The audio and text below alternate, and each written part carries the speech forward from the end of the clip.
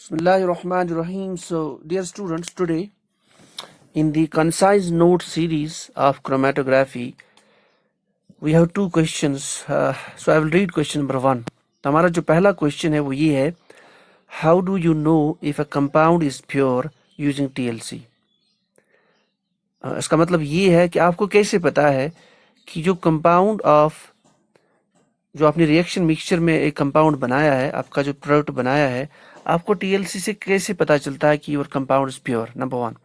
दूसरा पार्ट इसी क्वेश्चन का, why does the RF value during the analysis have to fall between the limits 0.2 0.8? Means जो आप always चाहते हो कि हमारा जो रिटेंशन फैक्टर है, आरएफ वैल्यू जो हम कैलकुलेट करते हैं क्रोमेटोग्राफी में, why it has to fall between 0.8 and 0.2?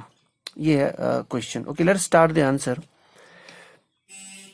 TLC means thin layer chromatography. Fine, TLC. It's a separation technique that requires very little amount of sample. पहली चीज ये है कि इस टेक्निक का बेनिफिट ये है कि it requires very minimal amount of sample. आपको सैंपल वेस्ट नहीं हो रहा है. अब बहुत कम सैंपल आपको लगता है, वो भी इन द सोल्यूशन स्टेट. आपको सोल्यूशन बनाना पता है उस रिएक्शन मिक्सचर का, फिर जाके then you want to separate that or you want to purify that. So it doesn't require that amount of sample. Number two, if a compound is pure, then it will show only one spot on the developed TLC plate. Thin layer chromatography में हम जो TLC plate use कर लेते हैं, TLC plate basically होता क्या है, it's like तो पहले ऐसा होता था, you have a glass slide and then उस ग्लास स्लाइड पे हम क्या कर लेते थे, जो अपना सिलिका जेल होता था उसको उस पर एडहेयर कर लेते थे हम, and then we used to dry the plate and prepare the plates. That's called as a developer TLC plate.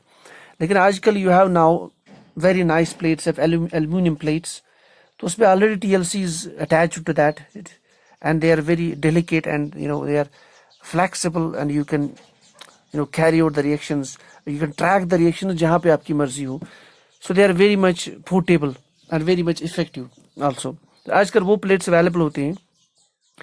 So basically उस प्लेट पे if you are getting single spot, जब आपने उस टीएलसी प्लेट को सॉल्वेंट सिस्टम में रखा, फिर after a particular period of time, if you have a single spot on the TLC plate, that indicates that you have a single compound present. So this way you can predict that your compound is pure or not.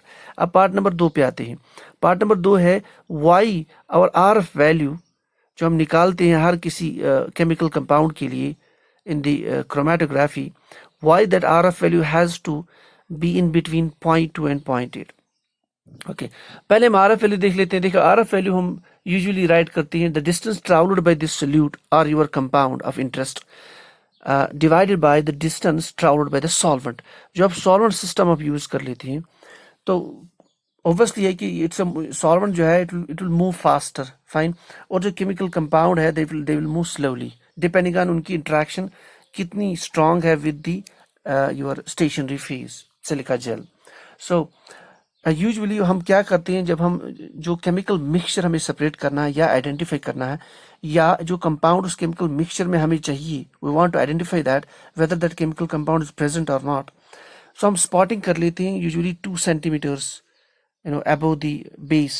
जो आपका एक end of the TLC plate होता है जो deep होता है इन the solvent system, वहां से लेके 2 सेंटीमीटर तक, यूजुअली 1.5 to 2 सेंटीमीटर तक हम एक लाइन ड्रा कर लेते हैं, फिर वहां पे हम वो रिएक्शन मिक्सचर डाल लेते हैं. दैट मीन्स उसके बाद when you put that plate in the solvent system, the chemical compound moves up. ये जो केमिकल कंपाउंड्स होते हैं ये मूव होना शुरू होते हैं upwards against the gravity, because solvent is also moving against the gravity upwards. So that means the जो डिस्टेंस फिर हम वहां से कैलकुलेट करते हैं बेस लाइन से, so at least that distance has to be वो इतना तो होना चाहिए था मिनिमम कि at least you can visibly see that, उतना डिस्टेंस तो होना चाहिए था, so that is visible on the TLC plate. और सेकंड, अगर इसका मैक्सिमम वैल्यू देखा जाए which is we are taking 0.8, if we take it close to 1 और क्लोज टू 0.9, तो उसमें TLC प्लेट का दूसरा एंड आ जाता है. तो वहां पे क्लैरिटी नहीं है कि कंपाउंड किस पॉइंट पे आया आपका कंपाउंड, किस पॉइंट पे सेपरेशन हुई है, समटाइम्स ड्रैगिंग भी हो जाती है. सो कहने का ये मतलब है दैट दो spots have to be visible on the TLC plate. And उसमें सबसे बेस्ट पॉसिबिलिटी यही है कि RF value of the solvent for a particular compound has to be between 0.2 and 0.8. So answer is a desirable RF value lies between 0.2 and 0.8. Since it is likely that the compounds present in the mixture they'll be visible on the TLC plate and they can be visualized easily. So this is your question number 1. Number 2, how does one can track the progress of a reaction using thin layer chromatography TLC? यानी question ये है कि हम जो reaction करते हैं, let us say we are reacting reactant A plus reactant B in an round bottomed flask under some temperature conditions, then stair करने के बाद लेट अस से द रिएक्शन इज कंप्लीटेड और वी वांट टू चेक कि reaction हो रही है कि नहीं हो रही है. ये रिएक्शन हो रही है कि नहीं हो रही है, आर रिएक्शन हो रही है, कितना A plus B has got converted into the product. Now this we have to monitor. This is called the progress of the reaction. ये कैसे हमें पता चलता है? With the help of TLC plate. So we'll start the answer. TLC can be used to help the or to determine the number of components in a mixture, the identification of compounds and the purity of a compound. So TLC से हम basically क्या कर लेते हैं कि एक reaction में कितने केमिकल स्पीशीज नए बन रहे हैं, नंबर 1, और दूसरा कि प्योरिटी कितनी है जो हमारा प्रोडक्ट बन रहा है, दी प्रोडक्ट ऑफ इंटरेस्ट, जो प्रोडक्ट हमें बनना चाहिए by mixing A and B, by mixing our reactants, वो प्रोडक्ट ऑफ इंटरेस्ट कितना प्योर है.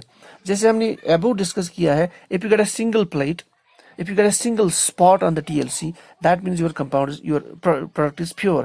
That means there is almost 100% conversion of your reactants into the products.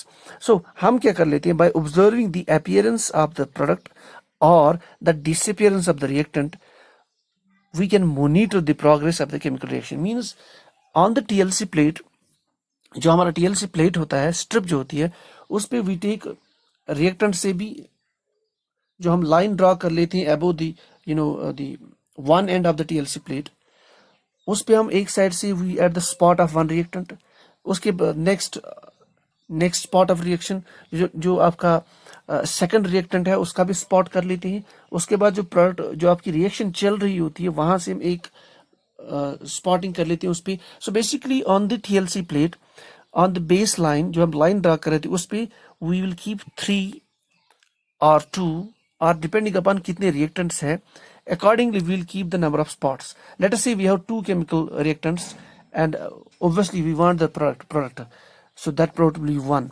तो spotting A, spotting B and spotting C. Let us see C is the product. तो हम दोनों को देख लेते हैं कि ये जो A and B है उसको मॉनिटर करते हैं और at the same time with respect to our product B.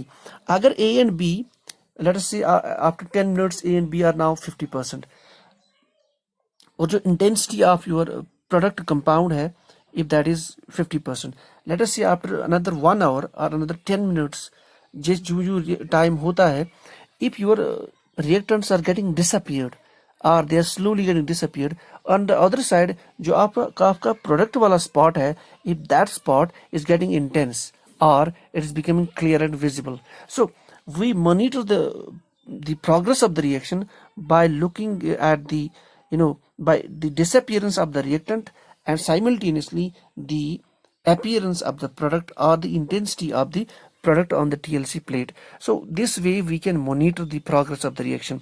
तो सिंपल सी बात है, अगर आपका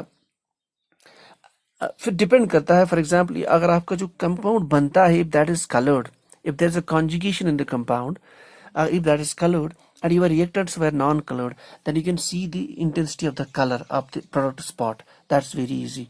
तो sometimes you do what you do, आप स्प्रे भी कर लेते हो, स्प्रे से भी आप पता कर सकते हो कि आपका प्रोडक्ट जो है, if that is giving a color, a particular color, intensity of that particular color will help us to monitor the progress of the reaction. So this way we can actually monitor the progress of the reaction. So these were the questions in the TLC. So far we have discussed 10 questions, some basic questions in the thin layer. This is the chromatography. various types of chromatographies. So this is probably the last question today. So what I will do, I will be making you the available to you the notes of all these, and I will be attaching these notes in the description. So this is all for the day.